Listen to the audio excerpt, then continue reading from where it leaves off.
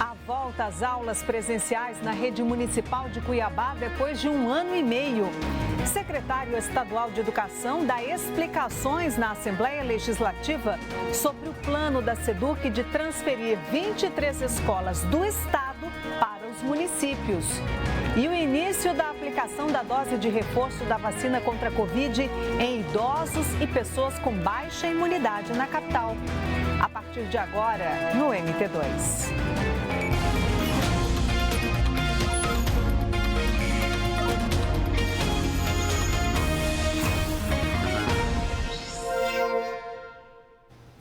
Olá, boa noite. Hoje foi dia de retorno das aulas presenciais nas escolas e creches municipais de Cuiabá. Profissionais da educação estão de volta às salas de aula depois do avanço da vacinação contra a Covid. Dos 9 mil trabalhadores, quase 90% já estão imunizados. Todos já tomaram pelo menos a primeira dose da vacina. A expectativa do retorno também era grande entre pais e alunos.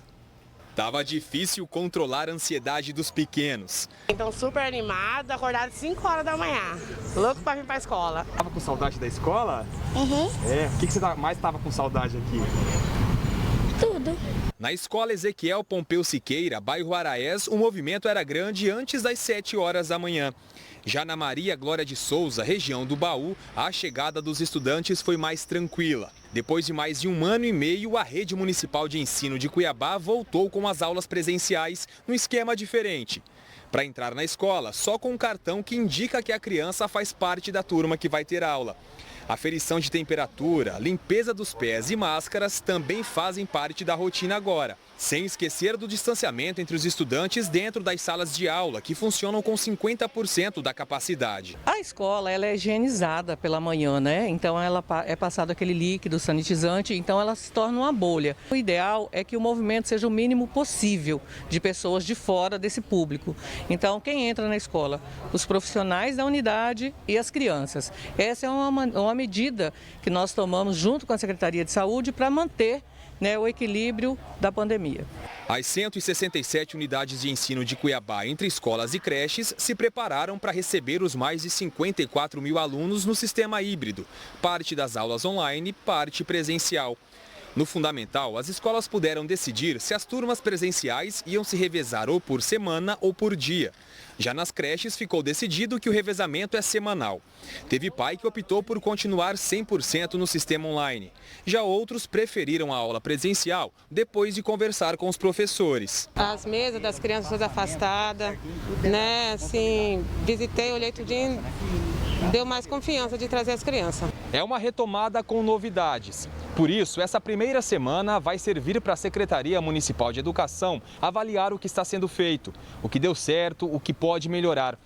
Um dos detalhes a serem observados é o cronograma de aulas, que por enquanto vai de segunda até quinta-feira. Sexta-feira, os profissionais, os professores vão fazer um replanejamento e as TDIs elas vão reavaliar. TDIs são as que trabalham com crianças de 0 a 3 anos e 11 meses nas creches, né? Como que foi a semana? O que precisa ser alterado, né? Pode ser que a semana que vem a gente já trabalhe a semana inteira. Então isso vai depender do decorrer dessa semana. A gente fala, tá em casa, mas não aprende, não é a mesma coisa. O aprendizado não é o mesmo, né? Então as crianças precisam voltar para a escola.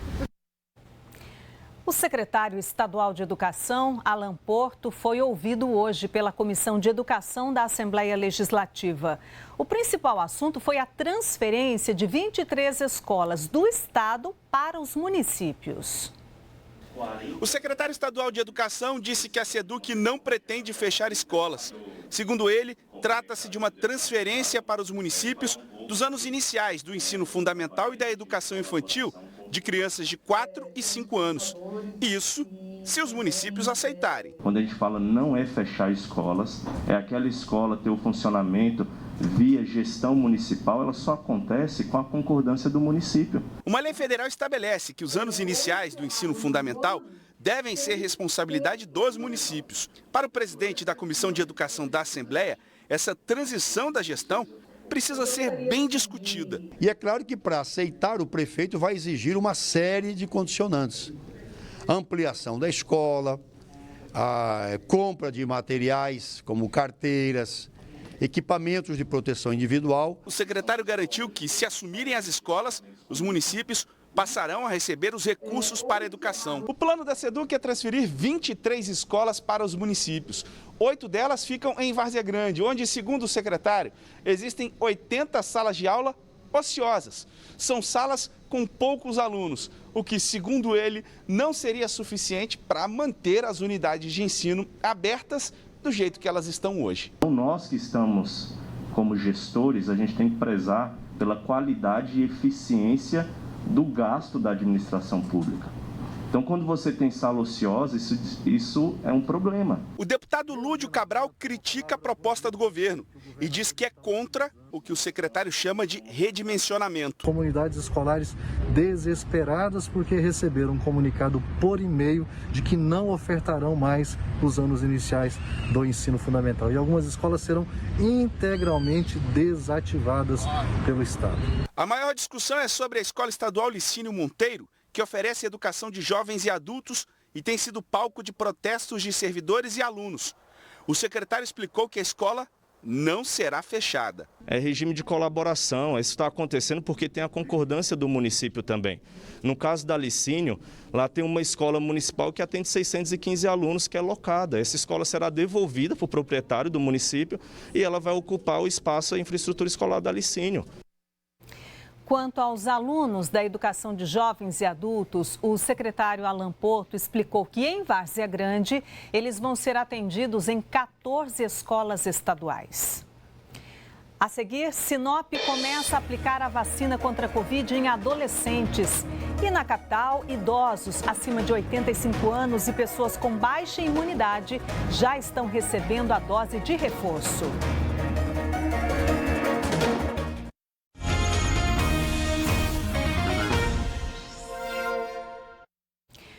Doze postos de saúde de bairros da capital ampliaram o horário de atendimento para a aplicação da segunda dose da vacina contra a Covid. Antes, isso era feito somente durante a tarde. Esses locais também estão aplicando a dose de reforço em idosos e pessoas com baixa imunidade.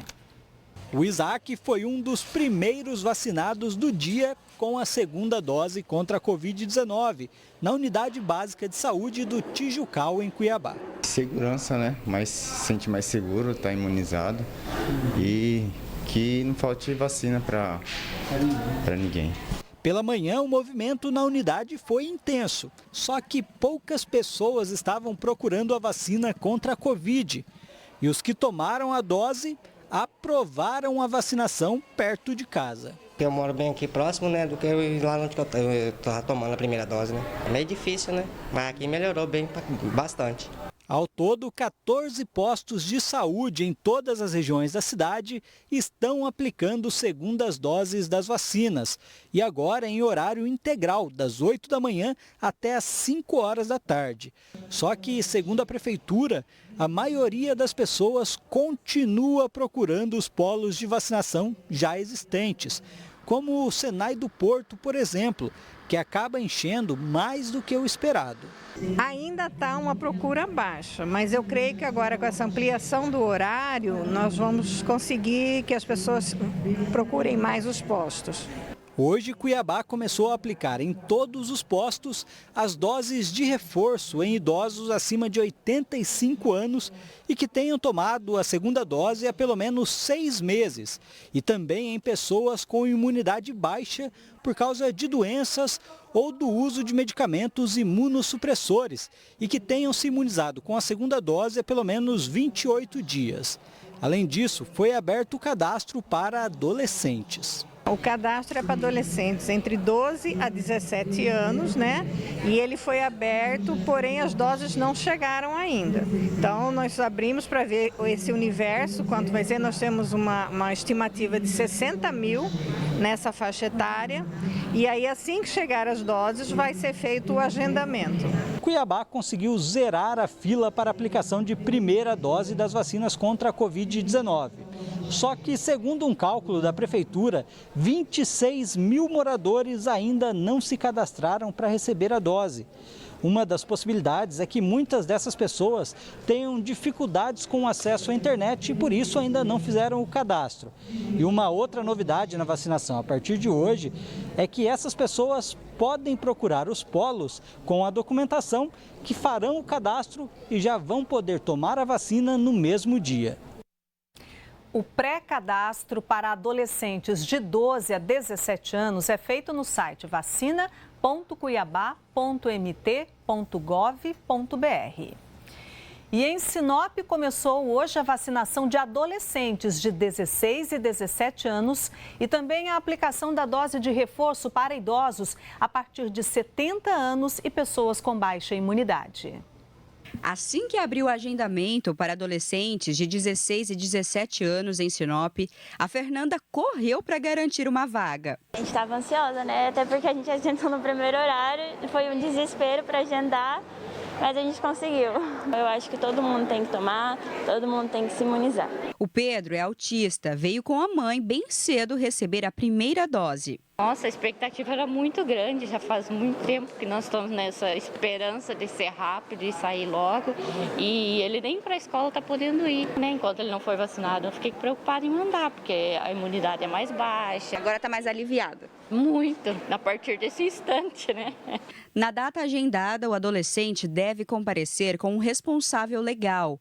Segundo a Secretaria de Saúde de Sinop, a liberação de vagas no sistema de agendamento e a redução da faixa etária acontecem de forma gradual, conforme as doses são distribuídas pelo governo do estado. A Gemma veio com o pai receber a tão esperada agulhada. Eu tinha voltado para a escola só agora em julho, foi porque meu pai tem só metade do pulmão. Aí a gente não pode arriscar, né? Só que agora, meu pai já tinha vacinado, minha mãe também, aí tava só esperando para eu vacinar também, para eu poder ficar mais de boa, né? Um misto de alegria e alívio, né? De saber que a cada dia mais pessoas estão sendo vacinadas e mais a gente vai se livrando desse momento tão difícil para nós, né? Em Sorriso, hoje também começou a imunização de adolescentes de 12 a 17 anos, mas apenas para quem tem alguma deficiência permanente. Já aqueles sem comorbidades deverão aguardar a abertura dos agendamentos. Também nesta segunda-feira começou a aplicação da dose reforço em Sinop para idosos com 70 anos ou mais e imunossuprimidos. Mas a procura por esse público-alvo neste primeiro dia foi baixa. Isso porque os idosos precisam esperar um prazo mínimo de 6 meses após a segunda dose para receber o reforço. Muitos ainda não concluíram o prazo. Já os imunossuprimidos devem apresentar o laudo médico. E Mato Grosso está com queda na média móvel de casos e de óbitos por Covid. Ontem e hoje, o estado registrou as menores taxas de ocupação de UTI para pacientes com coronavírus neste ano. Vamos ver os dados do painel da Secretaria Estadual de Saúde.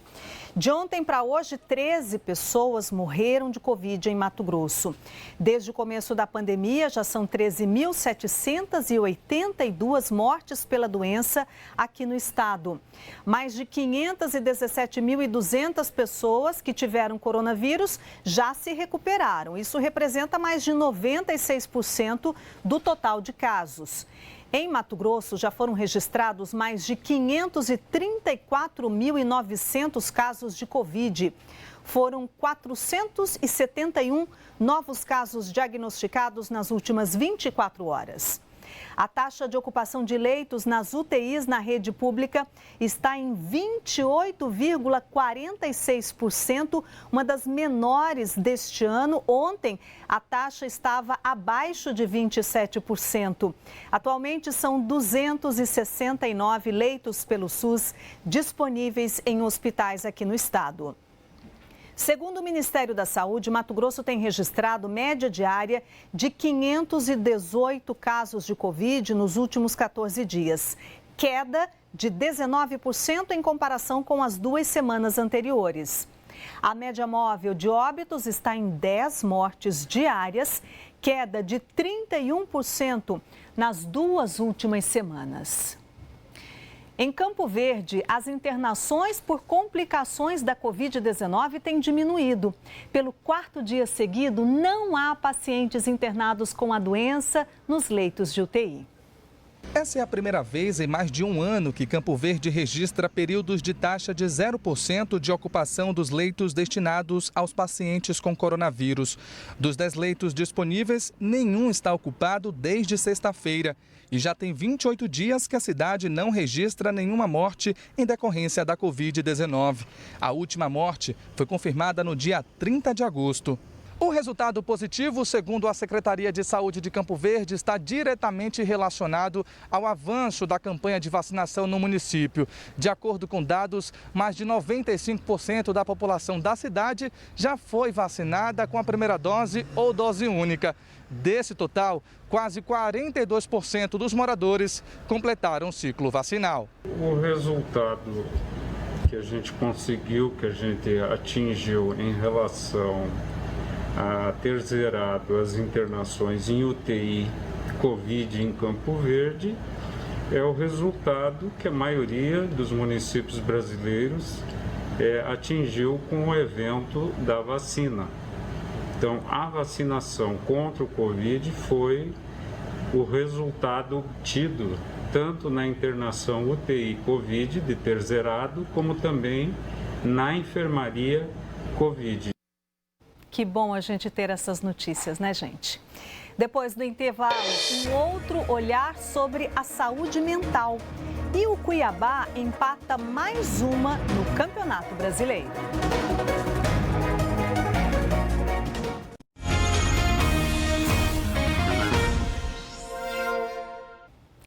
Mais de 1 tonelada de cocaína foi apreendida na fronteira de Mato Grosso com a Bolívia. Foi a maior apreensão realizada pelo Grupo Especial de Segurança na Fronteira desde 2002.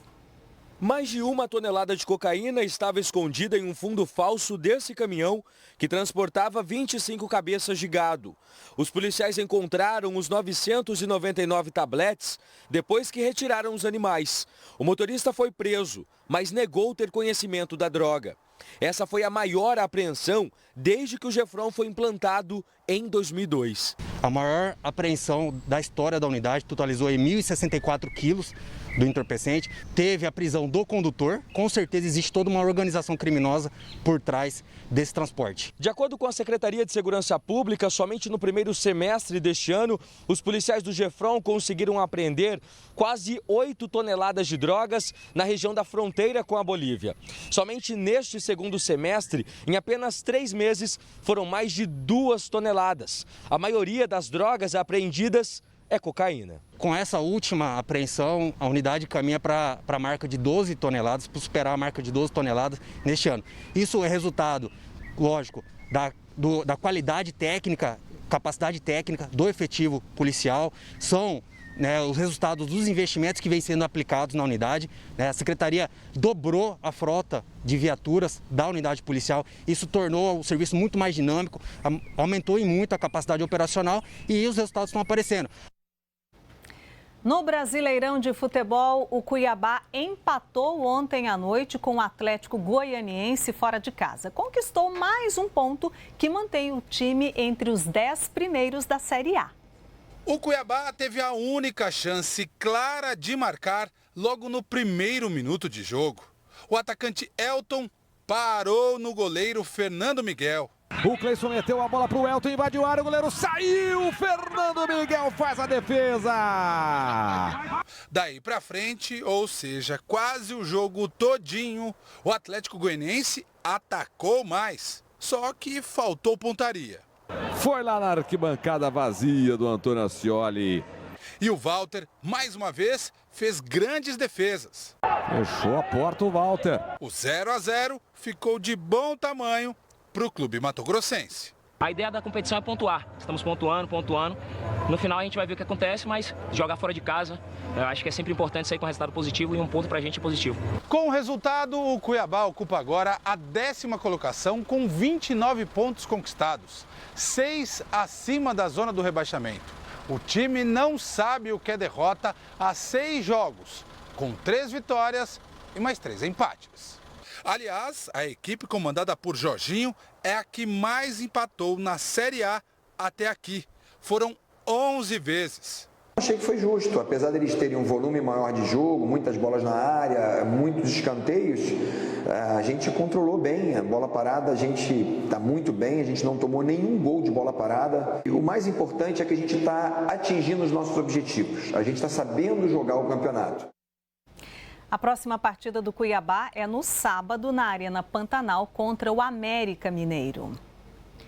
Para muita gente, a pandemia de Covid-19 impôs novos hábitos, cuidados e trouxe medo e preocupação.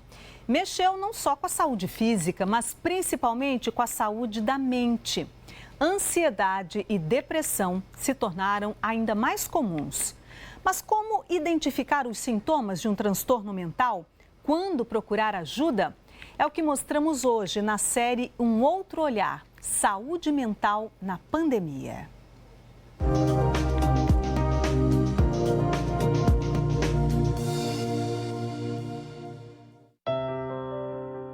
Eu tinha aperto no coração, aquela sensação de sufoco. Eu tinha meu coração que parecia que ia sair pela boca a qualquer momento. Eu sentia como se eu estivesse no mar e eu estava só tentando respirar. E é cansativo você tentar nadar para se manter na superfície. Saúde mental é um estado, né, da nossa vida emocional, dos nossos pensamentos, das nossas percepções, das nossas relações interpessoais que sejam para cima, que sejam produtivas, que não nos tragam prejuízo. Por contraste, né, a doença mental é tudo aquilo que nos priva disso, que de alguma maneira nos prejudica, mas um estado permanente que acaba atrapalhando esse nosso estado possível de alcance, de relacionamentos e de saúde e bem-estar no final das contas.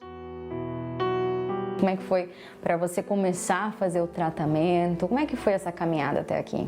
Tudo começou quando eu tive uma frustração muito grande no trabalho. Quando eu fui na psiquiatra a primeira vez, ela passou medicação e era algo que eu tinha muito receio. E eu até tentei argumentar com ela na época, mas ela olhou para mim e falou: Thaís, você está doente. Quando a gente vai falar, né, sobre saúde mental, vem logo os dois principais, que é o transtorno de ansiedade e a depressão. O que são eles? Quando a gente fala em ansiedade, todos nós, né, temos um pouquinho de ansiedade. A ansiedade faz parte do dia a dia da gente, né? A gente precisa um pouco de ansiedade, né, até para a gente conseguir se organizar, conseguir se planejar. Quando essa ansiedade toma uma dimensão muito grande, né, ao invés de mover a gente, de fazer a gente sair do lugar para resolver as nossas dificuldades, essa ansiedade acaba paralisando a gente. A depressão é esse grupo, né, de transtornos que a gente chama de transtornos do humor. E nosso humor varia. Só que algumas pessoas, elas oscilam, essa oscilação é muito mais ampla, né, tem uma amplitude muito maior, elas muitas vezes ficam num patamar muito inferior, né, muito abaixo do que seria uma média considerada normal, e se esse patamar ficar para baixo muito tempo, a gente pode pensar num transtorno do tipo depressão.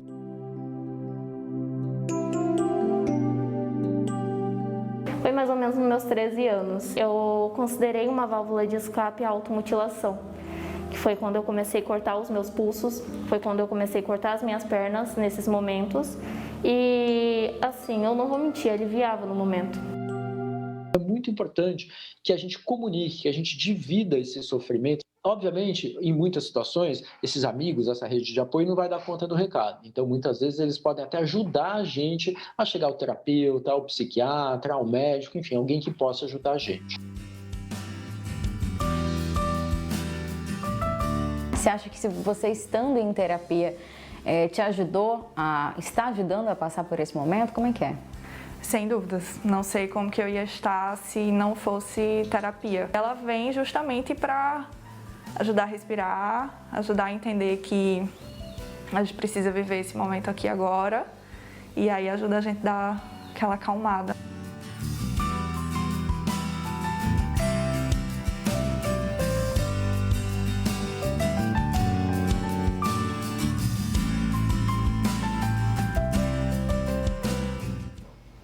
Olha, gente, amanhã tem mais uma reportagem especial no Bom Dia Mato Grosso. Vamos ver. Medo. Você não sabe se você vai pegar, só que o medo nunca passa, né? Luto. Foram 3 falecimentos na família em um curto período. Pandemia. Se a gente já não vinha bem, aí surgiu um evento completamente fora do nosso controle, em que um vírus se dissemina. No segundo episódio da série Um Outro Olhar, Saúde Mental na Pandemia, vamos entender melhor como enfrentar esses sentimentos sem adoecer. É amanhã, no Bom Dia Mato Grosso, a partir das 6 horas da manhã. Não perca!